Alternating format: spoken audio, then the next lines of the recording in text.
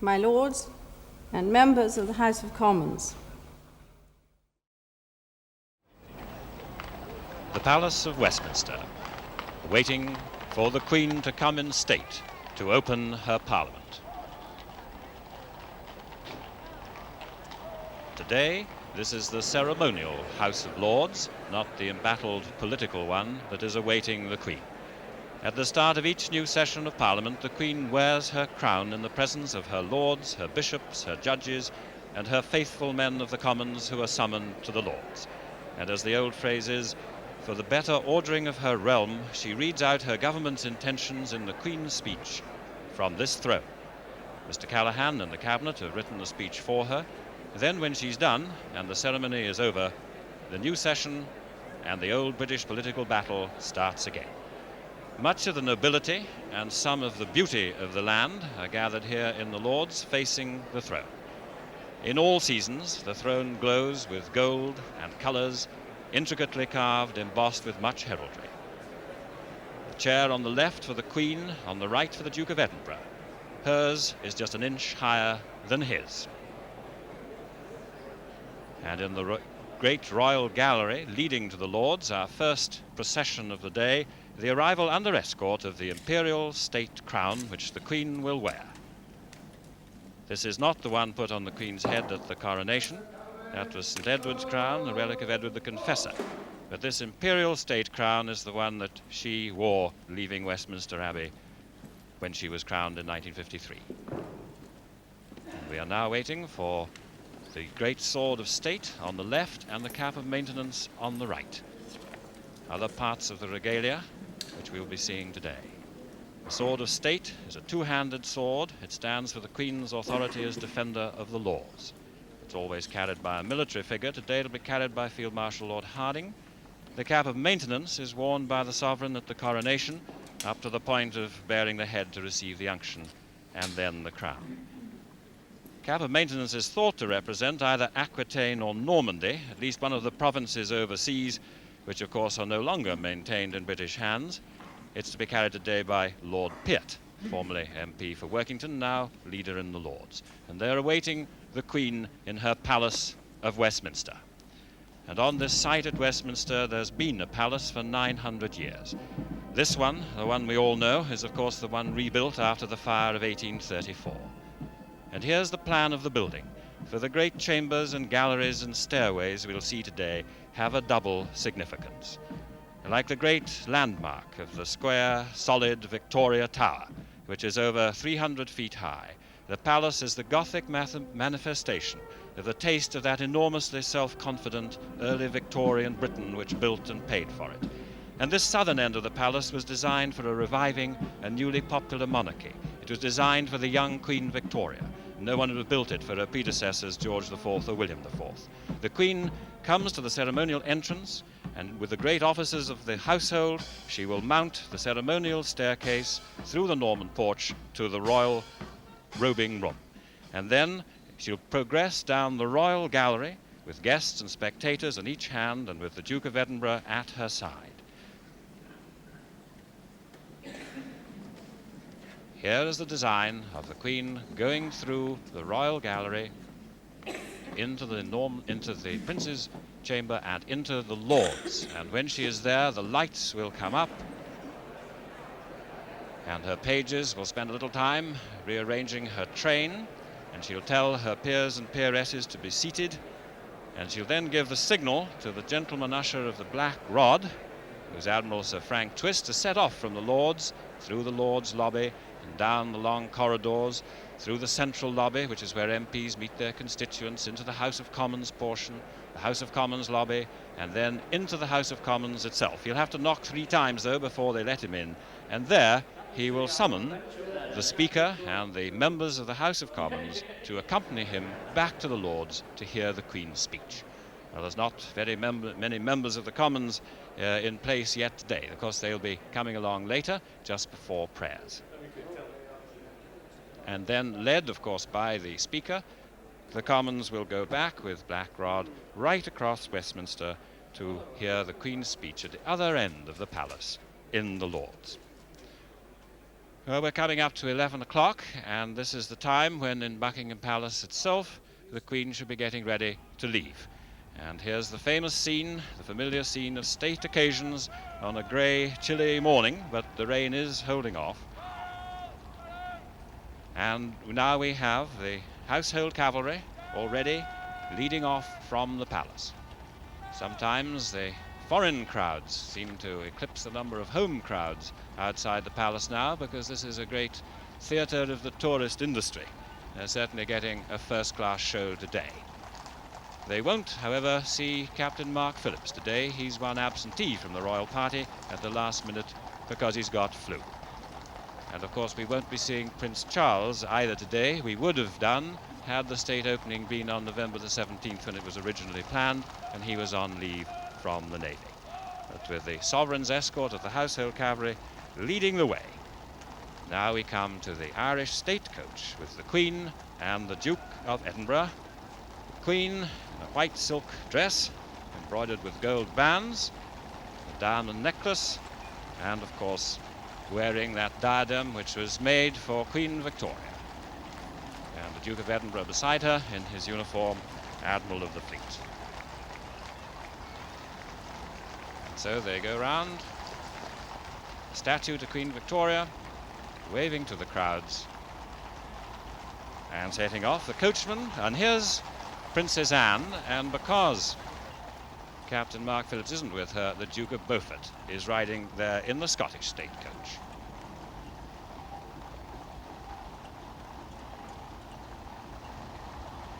So the Queen and Princess Anne and the Duke of Edinburgh are all off in good time, and the news that they've left the palace right on time is being relayed to the great household officers, the Earl Marshal and the Lord Great Chamberlain, down at the House of Lords, not only by us but by walkie-talkie. That's a recent tradition. So the Queen's on her way, and at the Palace of Westminster they're making the last preparations to receive her. The House of Lords is nearly full, facing the throne from which the Queen will deliver her speech. One preparation has been traditional since November 1605, when directly under the throne Master Guy Fawkes had 1.5 tons of gunpowder.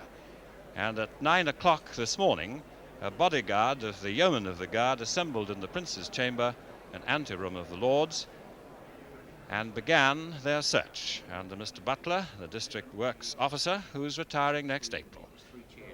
He and 10 yeoman warders, the resident engineer, the superintendent of custodians, and Chief Inspector Green of the Palace of Westminster got their lanterns. They were ordered to proceed with the search. And off they went through the House of Lords, down to the vaults. This is the first time that the search has been televised on the day itself. And if James VI and First had had television, we can be sure that he would pay particular attention to this part of the show. As everyone knows, Guy Fawkes paid for his temerity, being executed just outside the Parliament in the old Palace Yard, where the Queen's coach will be coming in just a few moments. We can reliably report that they found nothing this morning. And with that search over, in the Royal Gallery, the crown sits grandly on the table outside the robing room. The Imperial State Crown, made in 1838 for Queen Victoria's coronation. And it is the history of the monarchy in itself. It has 3,000 diamonds, 270 pearls, 16 sapphires, 11 emeralds, 4 rubies.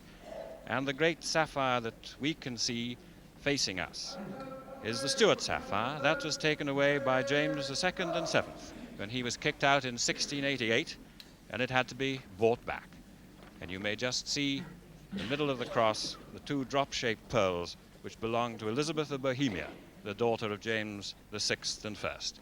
And it's said that they may first have belonged to Mary, Queen of Scots, James's mother. We're waiting in the Royal Gallery to see the Lord Great Chamberlain when he comes to take this crown and take it into the robing room. Because when the Queen arrives, she will arrive wearing a fur coat on a day like this, of course, and she goes into the robing room and waits there for about 10 minutes while the crown is put on her head and while the great robe of state is put round her. And that's a moment for a breather. It's also a moment for some ceremony going on elsewhere in the palace. Now, there are 900 people gathered in this royal gallery. They are friends of members of Parliament, friends of members of the House of Lords. They've even seen a pearly king and queen there. And here's the Marquis of Cholmondeley, a keeper of the palaces of Westminster, a post and title in the De Vere family since 1133. And he wears the gold key at his waist. That's of the Queen's private apartments to show that he has formal charge of the royal palaces. And so the crown goes into the robing room. Lord Cholmondeley took over from his father in the state opening of 1966, so this is his 11th one. He's almost a veteran. Well, the Royal Gallery was meant to be magnificent, a room for processions. It's 110 feet long, and on its walls are paintings of the more recent monarchs and their consorts, including the Queen and the Duke of Edinburgh. Its walls and ceilings are ablaze with symbols and heraldry devices. The English rose is there, worked and reworked, and so are the lilies of France. And on the long walls are great paintings by Daniel Maclise of the death of Nelson and the meeting of Wellington and Blücher at Waterloo. It was here that the French President, M. Giscard d'Estaing, spoke to the Lords and the Commons on his state visit earlier this year. That means that we are now waiting for the Lord Chancellor to come in from the Prince's chamber. Lord Chancellor, the Lord Elwyn Jones, he's on his way now to the entrance at the foot of the Victoria Tower to be ready to meet the Queen there. He's preceded by the Clerk of the Crown, Sir Dennis Dobson, the Assistant Sergeant-at-Arms with the mace, the purse bearer, Mr. Croucher, then Lord Elwyn Jones himself in his state robes, and of course, the train bearer. Well, Lord Elwyn Jones has had a tough time trying to get the government's legislation through in these past 2 months, and it'll be from his pouch that will come the Queen's speech for Her Majesty to read when she reaches the Lords very soon. And at the moment, she's reached the Horse Guards on her way to Westminster. She's making good time. She's come across with her escort, the Blues and the Royals in the van. They're the ones with the red plumes. And also on duty here are the Gurkhas, and their band will be playing here. King Edward VII's Gurkha Rifles, first raised in 1850.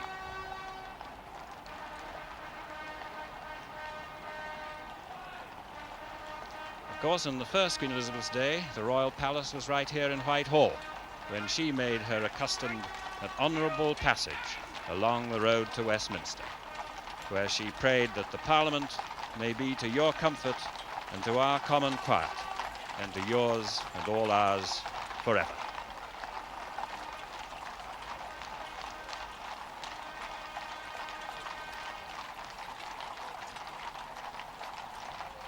And here come the 6 greys drawing the Irish state coach. The horses are Montreal, Munster, Santiago, Beaufort, Rio, Brasilia. And they're all under the command of the head coachman, Mr. Arthur Scholl. He's been head coachman to the Queen since he joined the Royal Mews in 1969. Turning round into Whitehall. The road is sanded to let the coach make the turn successfully. Duke of Edinburgh with a big smile. And so off they go, bowling down past the Scottish Office, the statue there of Lord Hague, on their way to the Cenotaph. And they'll be passing, of course, the entrance to Downing Street. And here comes Princess Anne in the Scottish coach, following behind. So they're in good order, making their way to Parliament Square.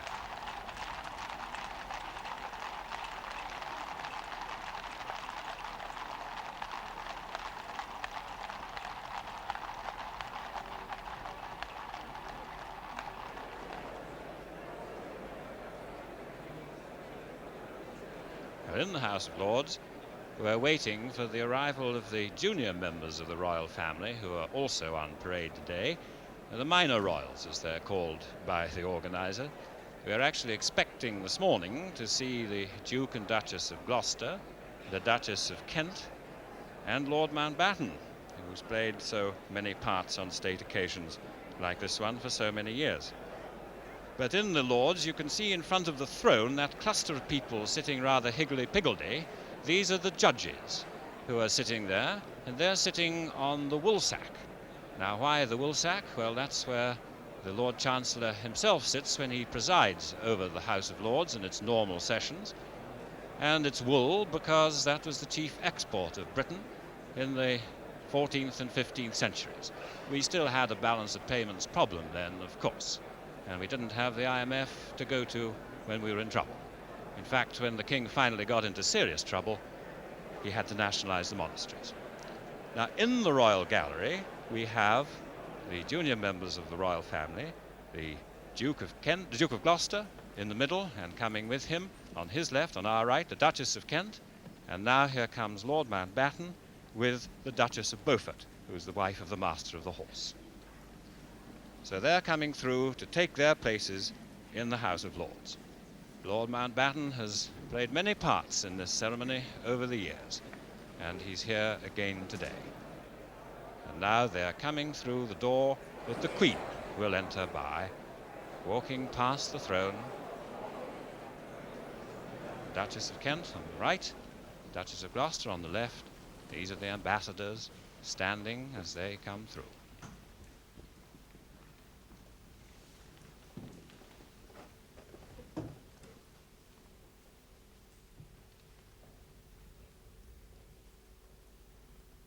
They're waiting now for the Duchess of Beaufort to come along to the bench.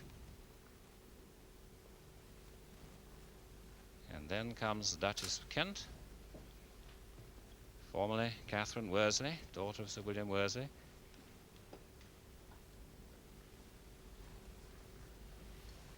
And so those members of the royal family are properly installed, ready for the ceremony. Everybody in the Lords resumes their seats. And outside the House of Lords, here come the horses, and these are the boys of Westminster School. And they're entitled to cheer the Queen even while the national anthem is being played. Now, this is Old Palace Yard, and that's the Westminster Abbey, like the prow of a great ship, sticking out into Old Palace Yard. Here comes the Queen, and the Welsh Guards play the national anthem.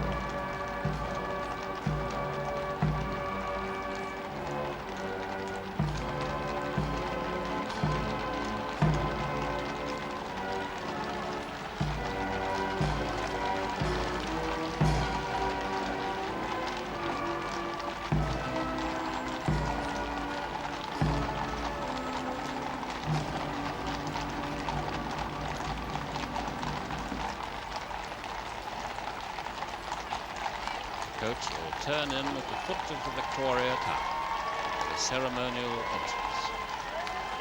There are the cheers, all right. Special warmth in the cheers this morning.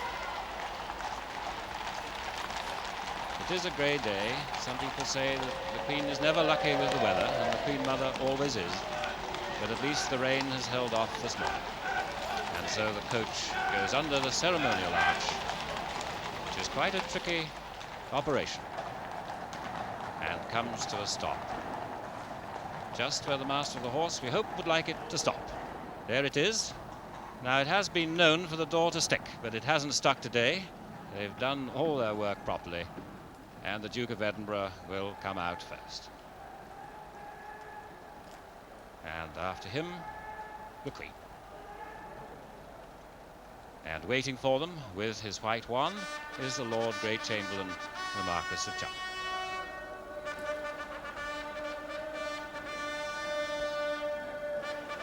She goes inside and up this ceremonial staircase, designed by Charles Barry and decorated by Welby Augustus Pugin for precisely this ceremony. And there is the Earl Marshal, leading the way up the staircase, the pursuivants and the heralds, and lining the staircase on the left, the lifeguards, on the right, the blues and royals. And here is the royal party, safely arrived, working to time, and we just see there Mr. Michael Foot, the Lord President of the Council, who is here in this procession today, and not quite as brightly dressed as the others.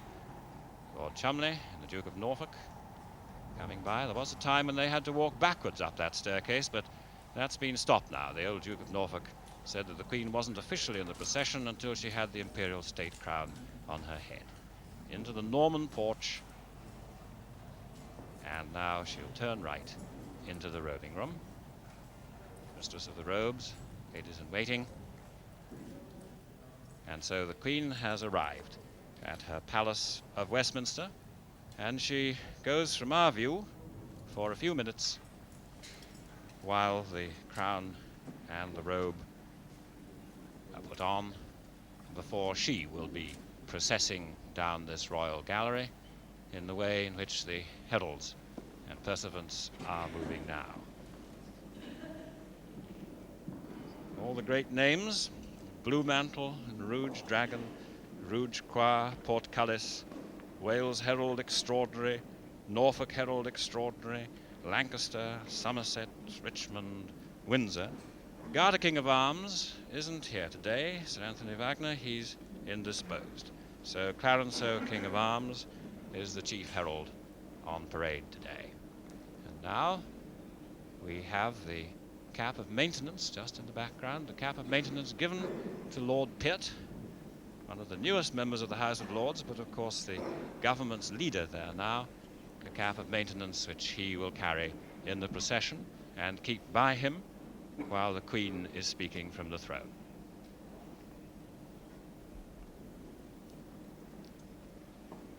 We could see the House of Lords sitting, waiting, chatting a little, and just wondering what will be in the Queen's speech today. Of course, this isn't just a noble building for royalty and the nobility. The Lords happens to be the chamber which the Commons occupied for a decade when their chamber was destroyed by German bombs in the war. Here, in this house in the 1940s, was heard the voice of Churchill addressing the Commons in the dark days and then in the victorious days of the war. And here in the House of Lords, being used by the House of Commons, Attlee and Morrison and Bevan set out on the first years of majority Labour government after 1945. In this building began nationalisation, the health service, the independence of India and Pakistan.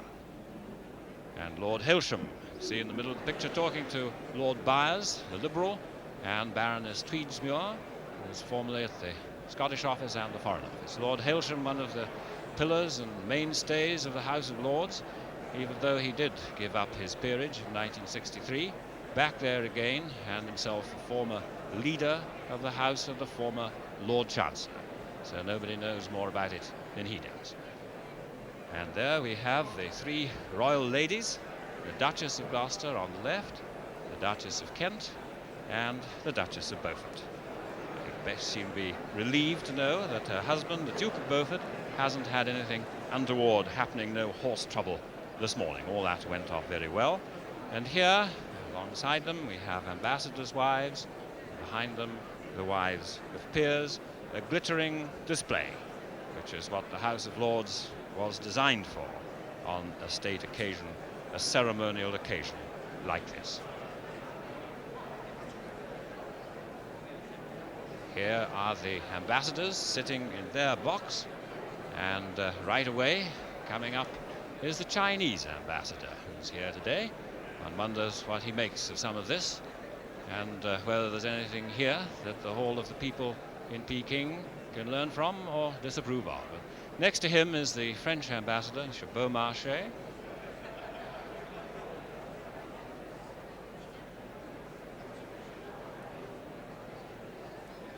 Milling throng. plenty to talk about, I think. And there's Mrs. Anne Armstrong, the American ambassador. And she, of course, has been one of the most active and popular ambassadors that we've had here from the United States for some time. One does wonder, though, since she was such a staunch Republican and supporter of President Ford, whether the new president-elect, Mr. Carter, will keep her here very long.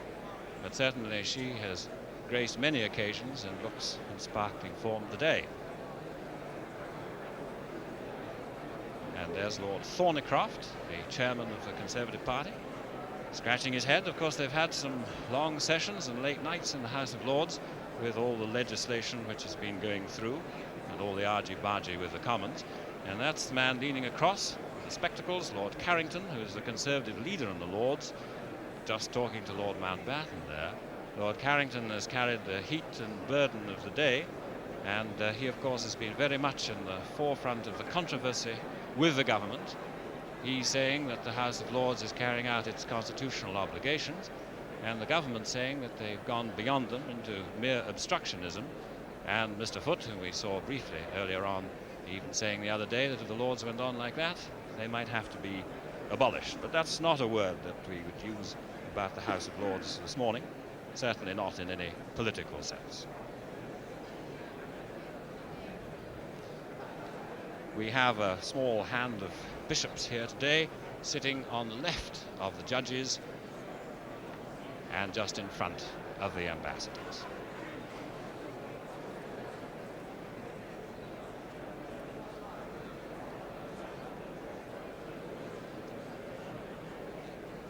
Well, Walter Bagehot, who was the great sayer of many pithy things and some pompous things in Victorian days, said that all but a few cynics like to see a pretty novel, touching for the moment the dry scenes of the grave world.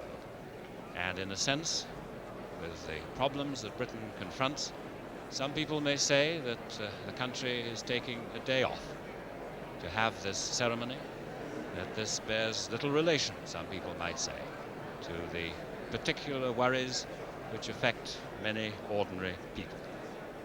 But on the other hand, there is a constitutional purpose behind this. It is that the Queen is above all party, that there is no single sovereign in the land, not even a single sovereign political party, and that what does rule is the rule of Parliament, the rule of the law of Parliament. And it is in testimony of the unity of the Queen speaking to her peers, to her judges, to her bishops, to her lords, and to the representatives of the Commons. That is what puts political debate in its place, makes it possible for hard blows to be exchanged, because this has been the theory of the Constitution. Above, there is not a single ruler, but someone who embodies the unity of the country. And here's Mr. Speaker now, down at the other end of the palace, Mr. George Thomas, with his procession, making his way into the House of Commons, going through there into the central lobby, policemen putting their helmets back on, progressing towards the House of Commons, where he'll await Black Rod and Black Rod's summons to the Commons to attend Her Majesty in the House of Lords. All this is being quite tightly worked out. There have been many, many state openings of Parliament, and the drill is that while the Queen is in the robing room, the Speaker goes into the Commons, and while he's in the Commons and the Queen comes down the Royal Gallery, there are prayers in the Commons, and that means that there's a couple of minutes after that, that's the theory, in which Black Rod makes his way right across the palace again and summons the Commons to come back here to attend on the Queen.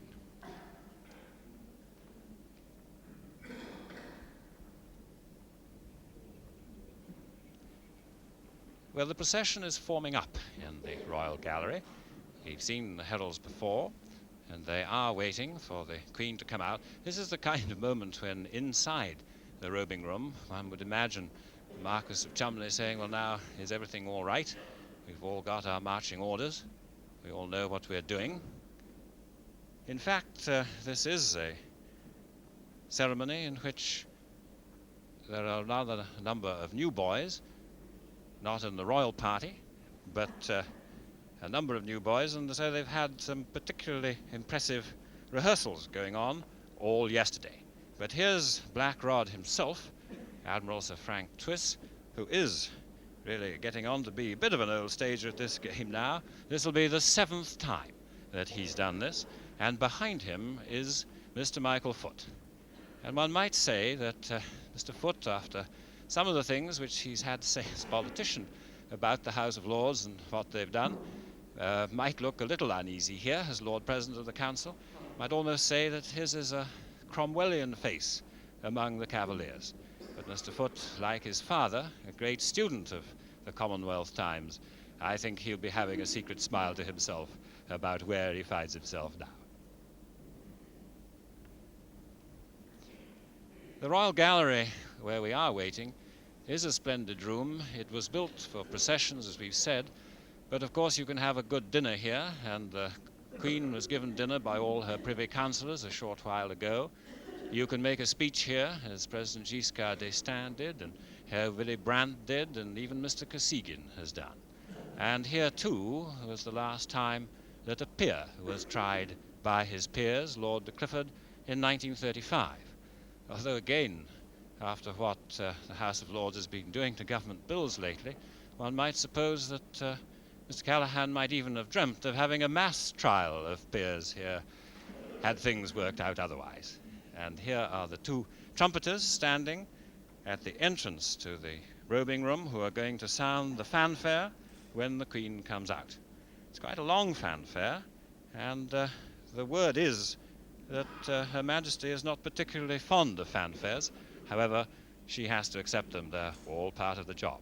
Now here's the Lord Great Chamberlain coming, so that means everything is going well in the robing room. He's popped out the side door and come through the Norman porch. He raises his wand, that gives the signal, and now the doors open.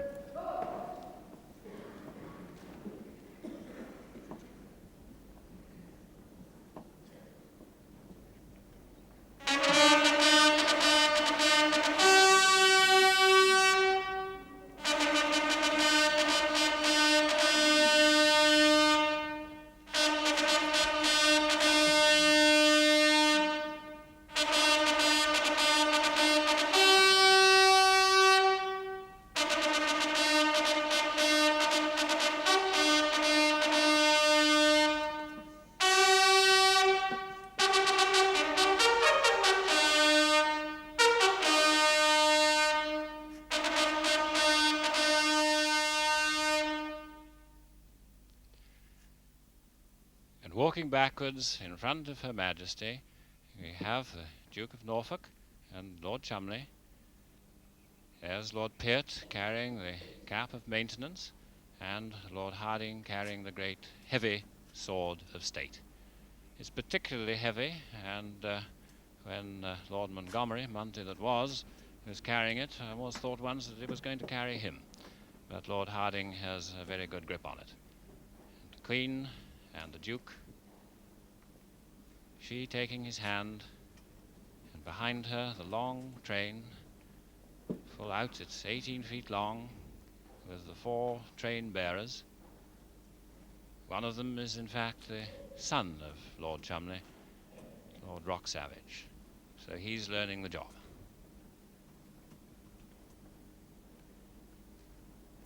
There is the imperial state crown on Her Majesty's head in all its glory. And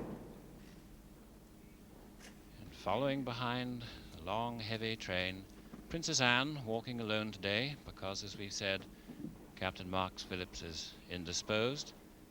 And now, Mistress of the Robes, ladies of the bedchamber. And so we come on down through the equerries and aides de camp. But we see a lady coming there, and Lady Patricia Llewellyn Davis, who is in fact, just for political purposes, captain of the Gentlemen at Arms. That's a political appointment. It's unusual to have a woman there. And in the Lords now, the arrival of the royal party Lord Great Chamberlain walking backwards in front of the throne, and the Earl Marshal, Sword of State, and the Queen.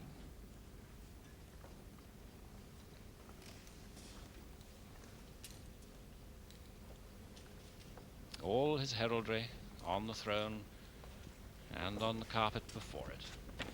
The rose worked and reworked.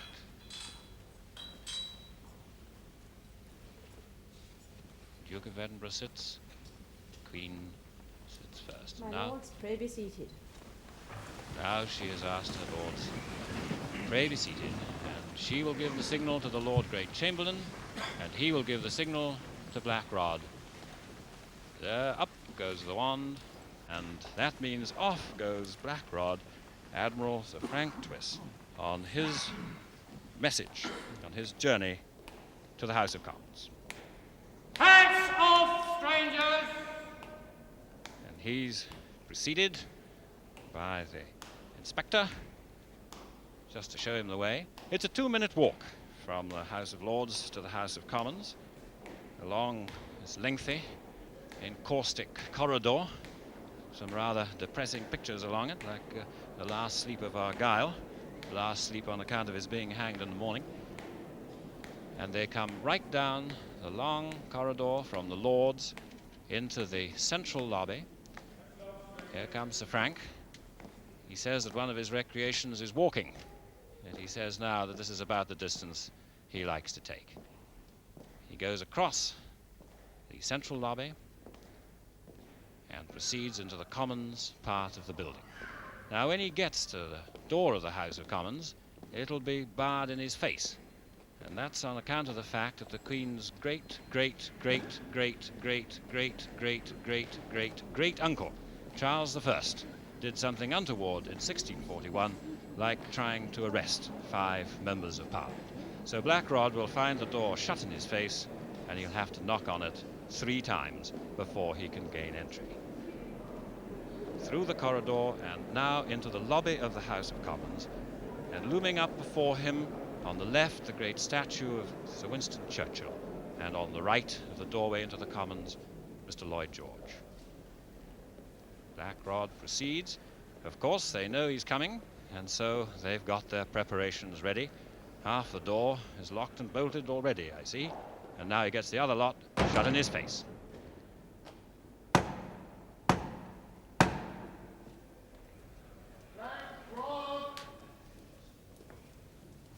And now he is allowed into the Commons building, and he'll bow 3 times, and he will command Mr. Speaker to accompany him to the Queen in the Lords.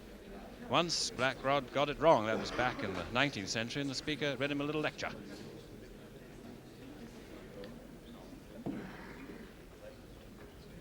Mr. Speaker, the Queen commands this honourable House to attend Her Majesty immediately in the House of Peers.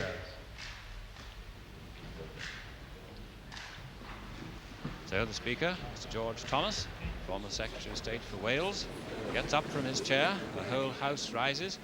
The Speaker comes past the government front bench. You can see Mr. Callaghan, Mr. Healy and other ministers there. Mrs. Thatcher will be getting up from the opposition front bench, and she and Mr. Callaghan, Mr. Whitelaw and Mr. Healy, Sir Keith Joseph and Mr. Rees, the Home Secretary, they all pair off and follow Black Rod on his way to the House of Lords to hear the Queen's speech. Mrs. Williams there talking to Sir Geoffrey Howe, Mr. Varley, the Industry Secretary, and Mr. David Steele, the Liberal leader, Mr. Mason, Northern Ireland Secretary.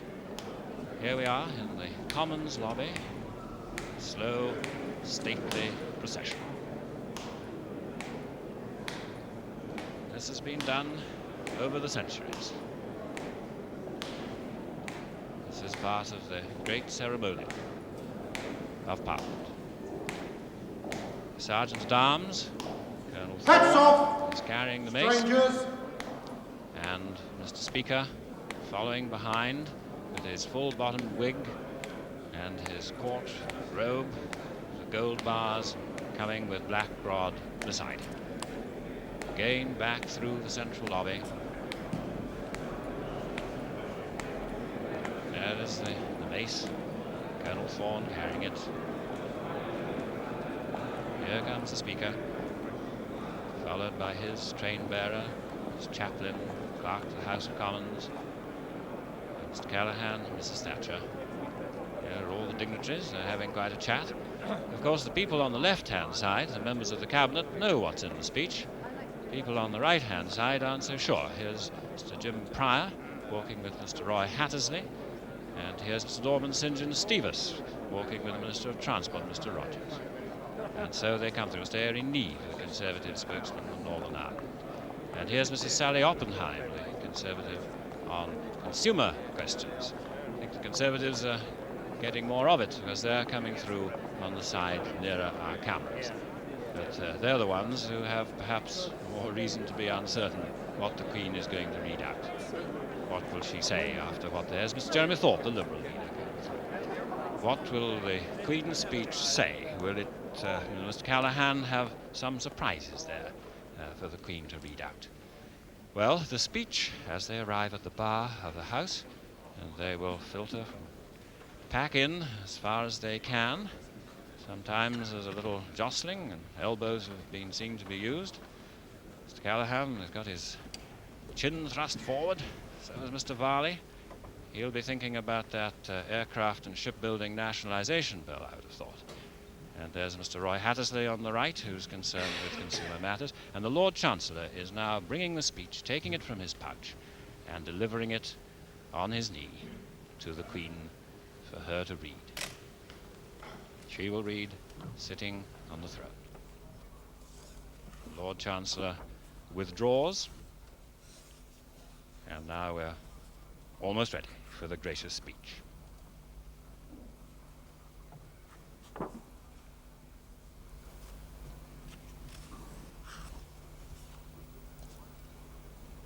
My Lords and members of the House of Commons, my husband and I look forward to the events being prepared to mark the 25th anniversary of my accession to the throne. We welcome the opportunities which these will offer for meeting people in many parts of the United Kingdom and the Commonwealth during the tours which we shall undertake. My government will maintain their firm support for the United Nations and the principles of its Charter, and for the North Atlantic Alliance as the guarantee of the collective security of its members and of stability between East and West.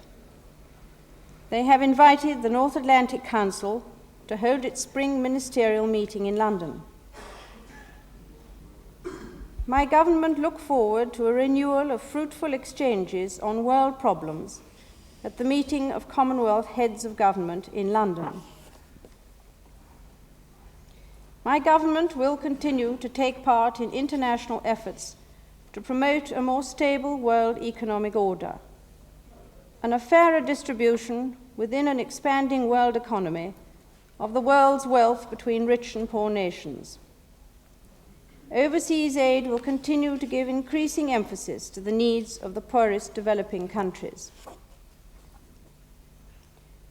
My government will continue to play a full part in the activities and development of the European communities and look forward to holding the presidency of the Council of Ministers in the first 6 months of 1977. My government will introduce legislation to provide for the election of United Kingdom members of the European Assembly. My government will continue to contribute modern and effective forces to the North Atlantic Treaty Organization. My ministers will continue to attach great importance to the further improvement of relations between East and West and to the full implementation of the final act of the Conference on Security and Cooperation in Europe. They will work closely with our allies in seeking progress in the negotiations to reduce forces in Central Europe and towards general disarmament and the prevention of the spread of nuclear weapons. My government will also continue to work for a just and lasting peace in the Middle East and for further improvement in the relations between the United Kingdom and all the countries of the region. they will maintain their efforts to secure a political settlement in Cyprus.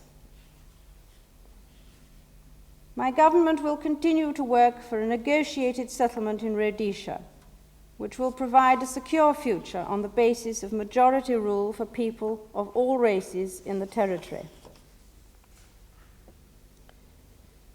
My government will continue to strive for a just solution to the problems of Northern Ireland and the improvement of economic and social conditions. They are determined to combat terrorism and to maintain the rule of law. Legislative provision will be made to introduce an independent element into consideration of complaints against the police on lines already adopted in England and Wales. My government attached particular importance to the further development of cooperation on security with the Government of the Republic of Ireland. Members of the House of Commons, estimates for the public service will be laid before you. My Lords and members of the House of Commons, my government are pledged and determined to continue the attack on inflation, working to this end in close conjunction with the Trades Union Congress and the Confederation of British Industry. Success in this joint effort is essential for creating more jobs and for achieving the aim to which my government remain firmly committed of a lasting reduction in the present level of unemployment. My ministers are convinced that the key to a better economic future for the British people lies in improved levels of industrial output and productivity, a higher level of industrial investment, and being more competitive, thus securing a greater share of world markets. They will pursue these objectives through continued development of the industrial strategy in cooperation with both sides of industry. This will give the highest priority to the physical and financial needs of manufacturing industry, on which our standards of living depend. The National Enterprise Board, the Scottish, Welsh and Northern Ireland development agencies, and the planning agreement system provide essential instruments for this industrial regeneration. The achievement of our national objectives will be possible only if the interrelated problems of inflation, unemployment, and industrial performance are tackled successfully. My government will continue to cooperate with other countries in their efforts to maintain an orderly and sustained growth in world economic activity. They intend to ratify the Second Amendment to the Articles of Agreement of the International Monetary Fund and the Sixth General Review of Quotas. My government will reintroduce the bill to bring into public ownership the aircraft and guided weapons, shipbuilding, ship repairing, and marine engine building industries. Further opportunities for the exploration and development of the nation's valuable petroleum resources will arise from the grant of further licenses following the very satisfactory response to the recent round of offshore licensing. Legislation will be introduced to provide for the addition to the employer's national insurance contribution and to give effect to other measures which were announced in July. My government will continue to encourage the expansion of home food production in the interests of consumers, processors, and producers, and will seek further improvements in the operation of the Common Agricultural Policy. Legislation will be laid before you for the purpose of enabling the United Kingdom to extend fishing limits to 200 miles at the beginning of 1977. My government is seeking adaptation of the Common Fisheries Policy to new circumstances. They will aim to secure conditions in which the British fishing industry can plan ahead and make its proper contribution to the food supplies and economy of the nation. My government attached great importance to strengthening the democratic processes of our society. A bill will be introduced for the establishment of assemblies to give the Scottish and Welsh people direct and wide-ranging responsibilities for their domestic affairs within the economic and political framework of the United Kingdom. Legislative proposals for the extension of industrial democracy in the private and public sectors of the economy will be brought forward as soon as possible after the Committee on Industrial Democracy has reported and the necessary consultations have taken place. Legislation will be introduced to give effect to the job release scheme, and my government will not hesitate to add as necessary to this and other manpower measures already introduced for the reduction of unemployment. They will continue to promote the development of industrial training. My government will pay special attention to the maintenance and improvement of performance in education, and will seek to ensure that the resources available are deployed in the best interest both of extending educational opportunity and of satisfying the productive needs of the nation. My ministers will also pay special attention to housing and the needs of inner city areas. Proposals arising from my government's review of housing policy will be brought before you. It will remain my government's aim to promote good working relationships within the National Health Service and to make the best use of the resources available to the service for the benefit of patients and with due concern for the aspirations of those who work in it. There will be an annual increase in pensions and other social security benefits in order to protect the living standards of the most vulnerable members of the community. My government will continue to attach high priority to safeguarding the interests of consumers. A bill will be introduced to restrict the payment of unemployment benefit for certain occupational pensioners, to determine the level of earnings at which retirement pension is affected, and to adjust the national insurance scheme in certain other respects. My government, following their widespread consultations on transport, will bring before you proposals for developing a transport policy best suited to economic and social needs. Legislation will be introduced to remove unnecessary restrictions on the powers of the local authorities to undertake construction work by direct labour. Legislation will be introduced to provide for greater equality in average charges for unmeasured water supply between different water authorities in England and Wales. Proposals will be brought before you for strengthening the national organisation of the water industry. A bill will be introduced to amend the criminal law, particularly in relation to conspiracy, and to improve its administration. A bill will be introduced to provide a comprehensive reform of patent law and enable ratification of international agreements, including the European Patent Convention. My government will continue their programme of law reform as opportunity permits. Measures will be introduced relating to Scotland, including housing subsidies, reform of the law on marriage, and the introduction of an independent element in the procedure for handling complaints against the police.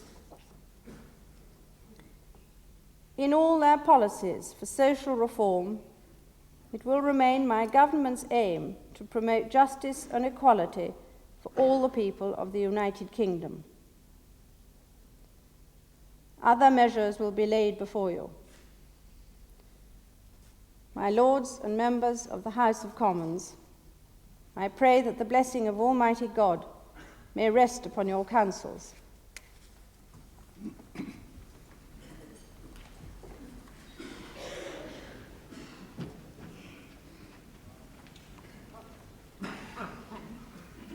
The Lord Chancellor takes a speech from the Queen, puts it back in his pouch. The Speaker will be rereading that speech in the House of Commons shortly from his own copy. And so, a bow and the Queen will now rise and leave the House of Lords. In the speech, the big piece of legislation which everyone had forecast, devolution for Scotland and Wales, also a law for the direct elections to the European Assembly, the reintroduction of the bill to nationalise the aircraft, shipbuilding and ship repairing industries. The Queen bows to the judges and to the peers and leaves. That bill to nationalise the aircraft, shipbuilding and ship repairing industries was the one that was lost in the last days of the old session. There's to be legislation on national insurance and pensions, and there's to be, it seems, a cut in unemployment benefit for certain occupational pensioners, and there'll be a new law on conspiracy. Princess Anne follows in her mother's wake. Not in the speech, a wealth tax, or a bill to nationalise the ports, or a bill to abolish the House of Lords. Well, it's said that the sovereign has, under a constitutional monarchy, 3 rights: the right to be consulted, the right to encourage, the right to warn. This morning's ceremony is also a reminder that the Queen in Parliament is central to our way of government. It's the embodiment of what the centuries of our history have given us, of an understanding of how our political process and our freedoms are conducted and defended. And to those who say that it is all an anachronism, this procession, these uniforms, this gilt, this glitter, the first Elizabeth thought of that too. To be a king and wear a crown, she said, is more glorious to them that see it than it is a pleasure to them that bear it. So the Queen goes, and everyone goes off playing their parts. And now, party politics begins.